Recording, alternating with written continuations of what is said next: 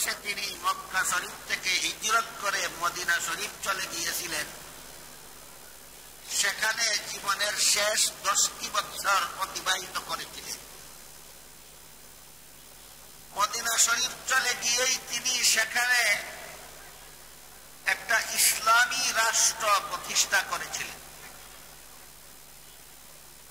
এবং সেই রাষ্ট্র পরিচালনার জন্য আল্লাহর রাসূল একটা লিখিত সংবিধান তৈরি করেছিলেন। পৃথিবীর ইতিহাসে এই সর্বপ্রথম লিখিত সংবিধানের সন্ধান পাওয়া যায়।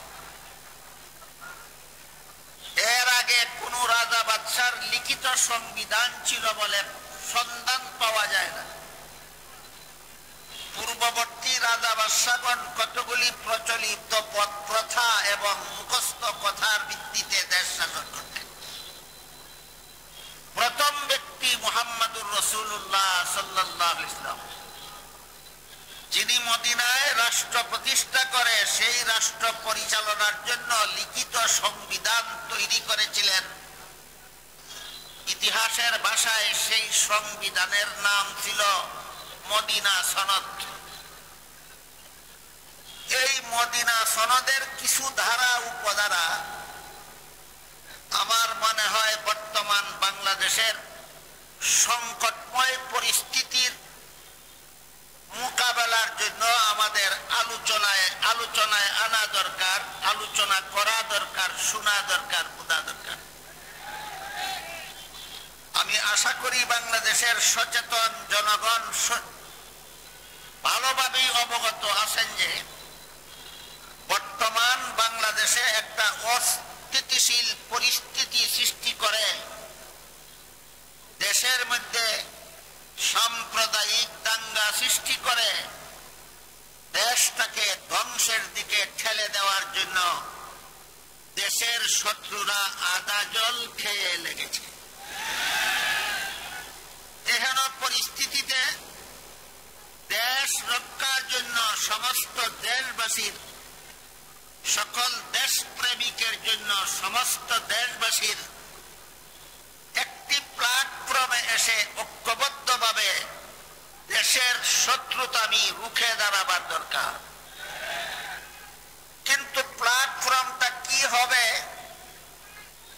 কোন প্ল্যাটফর্মে দেশের মানুষ এসে ঐক্যবদ্ধ হবে, কোন রূপরেখার ভিত্তিতে দেশকে ধ্বংস সাধনের পায়তারায় লিপ্ত ষড়যন্ত্রকারীদের মোকাবেলায় দাঁড়াবে, এর কোন সুস্পষ্ট রূপরেখা এখনো জনসাধারণের আলোচনায় সবাই আলোচনা হচ্ছে না, আলোচনায় আসে না। এজন্য ঐতিহাসিক মদিনা সনদের দুই একটা ধারা আমি আপনাদের শোনাচ্ছি। ঐতিহাসিক মদিনা সনদের একটি ধারা ছিল, মদিনা শরীফে বসবাসকারী মুসলমানেরা যেমন ভাবে তাদের ধর্ম পালনে স্বাধীন, তেমনি ভাবে মদিনায় বসবাসকারী ইহুদি এবং অন্যান্য ধর্মাবলম্বীরাও তাদের ধর্ম পালনে স্বাধীন। কেউ কারো ধর্ম পালনে বাধার সৃষ্টি করতে পারবে না। তাহলে একই সমাজে, একই দেশে, এমনকি একটা ইসলামী রাষ্ট্রে বসবাসকারী মুসলমান এবং অমুসলমানদের ধর্মীয় পূর্ণ স্বাধীনতার জন্য আলাদাভাবে মানব রচিত মন গড়া কোনো মতবাদের দরকার আছে না? ইসলামের বিধান যথেষ্ট। ইসলামের বিধান যথেষ্ট।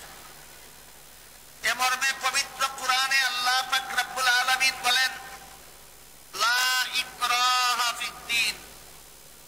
এর অর্থ হলো ধর্মের বেলায় বল প্রয়োগ চলবে না। কেউ কাউকে ধর্মান্তরিত করার জন্য চাপ সৃষ্টি করতে পারবে না, বরং সমস্ত ধর্মাবলম্বীরাই আপন আপন ধর্ম পালনে স্বাধীন। কথা বুঝে থাকলে বলুন, মদিনা সনদের ধারা এবং কুরআনের আয়াতের দ্বারা একথা সুস্পষ্টভাবে প্রমাণিত কিনা যে মুসলমানের দেশে সমস্ত ধর্মাবলম্বীরাই আপন আপন ধর্ম পালনে স্বাধীন।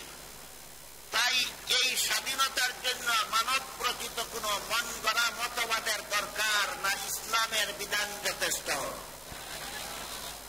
বিধান যথেষ্ট। এই স্বাধীনতার একটা সীমা রেখা আছে, সেটাও আমরা অনেক সময় ভুলে যাই। এই স্বাধীনতার অর্থ এ নয় যে মুসলমানেরা হিন্দুদের দুর্গা পূজার অনুষ্ঠানে মিষ্টি খেতে যাবে আর হিন্দুরা মুসলমানের ঈদুল আজহার অনুষ্ঠানে গরুর গোশত খেতে আসবে। এই স্বাধীনতার সীমারেখা এত দূর প্রসারিত নয়। এই অপকর্মটা সমাজে চালু করার জন্য দীর্ঘদিন অপচেষ্টা চালানো হয়েছে এবং বলা হয়েছে ধর্ম যার যার, উৎসব সভা। মুসলমানদেরকে হিন্দুদের দুর্গা পূজার অনুষ্ঠানে অংশগ্রহণ করাবার কুচক্রান্তে এই কথাটা বলা হতো দীর্ঘদিন যাবৎ, ধর্ম যার যার, উৎসব সভা। তাই দুর্গা পূজা হিন্দুদের ধর্ম হলেও মুসলমানেরা সেই দুর্গা পূজার অনুষ্ঠানে অংশগ্রহণ করে, সেখানের বুক খেতে ইসলামে কোনো বাধা নাই। আমি একথার জবাব দেওয়ার আগে বলতে চাই, ধর্ম যার যার অনুষ্ঠান যদি সবার হয়, তাই বলে যদি মুসলমানেরা হিন্দু ধর্মের দুর্গা পূজার অনুষ্ঠানে যোগদান করতে হয়, তাহলে তো হিন্দুদেরও মুসলমানের ঈদুল আজহায় গরুর গোশত খাওয়ার জন্য আসতে হবে। আজ পর্যন্ত কি কোন হিন্দু আপনাদের ঈদুল আজহায় গরুর গোশত খাওয়ার জন্য এসেছে? কিন্তু কোন মুসলমান দুর্গা পূজার অনুষ্ঠানে অংশগ্রহণ করেছে কিনা? তাহলে ধর্ম যার যার অনুষ্ঠান সবার, এই ভ্রান্ত নীতি রইল কোথায়? যারা এই সমস্ত ভ্রান্ত নীতি উচ্চারণ করে তারাই এই নীতি লঙ্ঘন করে। আমি আপনাদের জিজ্ঞাসা করি, কেউ যদি বলে ব্যবসা যার যার, মুনাফা সবার, কোন মাতালেও কি মানবে? কেউ যদি বলে কৃষিকাজ যার যার, ফসল সবার, মানবে কোন মাতাল? কেউ যদি বলে চাকুরি যার যার, বেতন সবার, মানবে কোন পাগল? কোন মস্তানে যদি কয় বিয়া যার যার, বউ সবার, যেই রকমের মাতাল, ঠিক তেমনি ভাবে যারা বলে ধর্ম যার যার, উৎসব সবার, ওই রকমের মাতাল। এই রকমের মাতলামির বিধান ইসলামে নাই, বিবেকসম্মত মানুষের মাথায়ও নাই। কাজেই মদিনা সনদে যে ধর্মীয় স্বাধীনতা দেওয়া হলো, কোরআনে যে ধর্মীয় স্বাধীনতা দেওয়া হলো, এর অর্থটা বুঝাবার জন্য উদাহরণগুলি আবার বলি। প্রতিটি বিবেকবান মানুষ জানে কৃষিকাজ যার, ফসল তার, ব্যবসা যার, মুনাফা তার, চাকুরি যার, বেতন তার, বিয়া যার, বউ তার, ঠিক তেমনি ভাবে ধর্ম যার, উৎসব তার। এই হল ধর্মীয় স্বাধীনতার সীমারেখা। ধর্মীয় স্বাধীনতার সীমারেখা হল সমস্ত ধর্মাবলম্বীরা আপন আপন ধর্ম পালনে স্বাধীন, কিন্তু এক ধর্মাবলম্বী আরেক ধর্মাবলম্বীর ধর্মীয় অনুষ্ঠানে অংশগ্রহণ করা ধর্মীয় স্বাধীনতা নয়, বরং হক বাতিলের সংমিশ্রণে জগা খিচুড়ি পাকাবার শয়তানি চক্রান্ত ছাড়া কিছু নয়। রাসূলের লিখিত সেই ঐতিহাসিক মদিনা সনদে আরো উল্লেখ ছিল, যেহেতু মদিনার বাসিন্দা মুসলমান এবং অমুসলমান সবেই একই দেশের বাসিন্দা, একই দেশের নাগরিক, সে হিসাবে আমরা এই দেশের মুসলমান ও মুসলমান সবাই এক দল। মুসলমান ও মুসলমান সবাই আমরা এক দল। ধর্মের ভিত্তিতে না দেশের ভিত্তিতে? দেশ আমাদের সকলের, আমরা সবাই এই দেশের নাগরিক, সবাই এক দল। তাই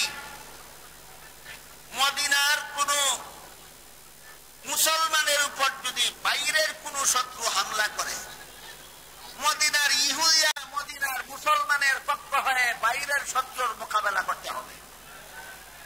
আর যদি বাইরের কোন শত্রু মদিনার ইহুদিদের উপর হামলা করে, তাহলে মদিনার মুসলমানেরা মদিনার ইহুদিদের পক্ষ হয়ে বাইরের শত্রুর মোকাবেলা করতে হবে। রাষ্ট্রীয়ভাবে সমস্ত নাগরিক একদল হওয়ার রূপরেখা, রাষ্ট্রীয়ভাবে সমস্ত নাগরিক একদল হওয়ার এই হল রূপরেখা। এই দেশের কোন বাসিন্দাদের প্রতি যদি কেউ কোন শত্রুতামি করে, আক্রমণ করে, হামলা করে, তাহলে তার পক্ষ হয়ে সমস্ত দেশবাসী তার মোকাবেলা করবে।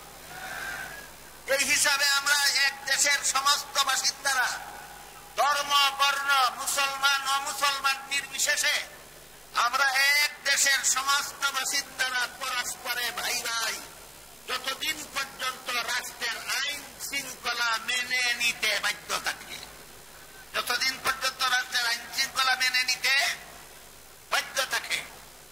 কিন্তু কেউ যদি রাষ্ট্রের আইন শৃঙ্খলা লঙ্ঘন করে উচ্ছৃঙ্খলতা সৃষ্টি করে, কেউ যদি দেশে অরাজকতা সৃষ্টি করে, কেউ যদি দেশে সাম্প্রদায়িক দাঙ্গা সৃষ্টি করে, বলুন বর্তমান বাংলাদেশে সাম্প্রদায়িক দাঙ্গা সৃষ্টিকারী একদল চরমপন্থী উগ্র মানুষের আবির্ভাব হয়েছে কিনা বলতে পারেন আপনারা? এই উগ্র চরমপন্থী দাঙ্গা সৃষ্টিকারী দলটির নাম ইসকন।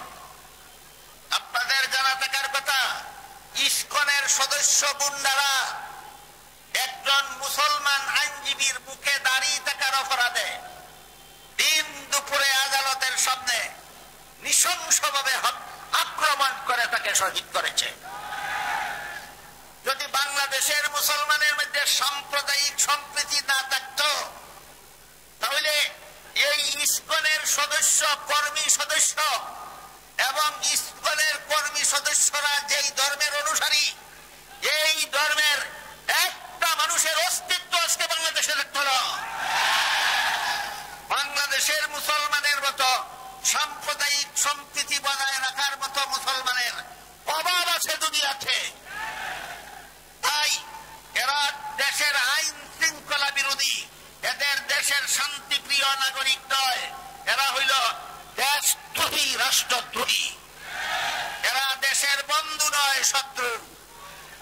আমার কথা বুঝে থাকলে বলুন, ইসকনের গুন্ডারা বাংলাদেশের শান্তিপ্রিয় নাগরিক না দেশের শত্রু? ইসকনের গুন্ডারা দেশের শত্রু। এরা দেশের আইন মানে না, দেশের শৃঙ্খলা মানে না। এরা খুনি, এরা সন্ত্রাসী, এরা জঙ্গি, এরা উগ্রবাদী। এদের অধিকার নাই এই দেশের নাগরিকদের সাথে একদল হয়ে থাকার। এদের ব্যাপারে সরকারের দায়িত্ব হলো এদেরকে আইনের আওতায় এনে খুনিদেরকে ফাঁসি দিতে হবে। এর নিম্নমানের অপরাধীদেরকে জেলখানায় বন্দী করে দিতে হবে। এটা সরকারের দায়িত্ব। আমি দেশের প্রায় 17 কোটি জনগণের পক্ষ থেকে বর্তমান অন্তর্বর্তীকালীন সরকারের কাছে আবেদন জানাচ্ছি, ইসকনের খুনি, সন্ত্রাসী, জঙ্গিবাদী গুন্ডাদের, যারা সাইফুল ইসলাম আলিফ নামের আইনজীবীকে শহীদ করেছে, এদেরকে ফাঁসি দেওয়া হোক। আপনারা কি একমত?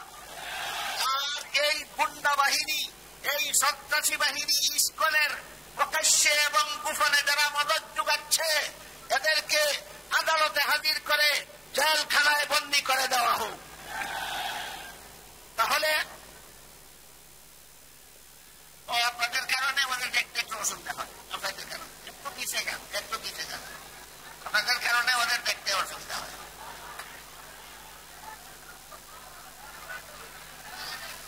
তাহলে দেশের সমস্ত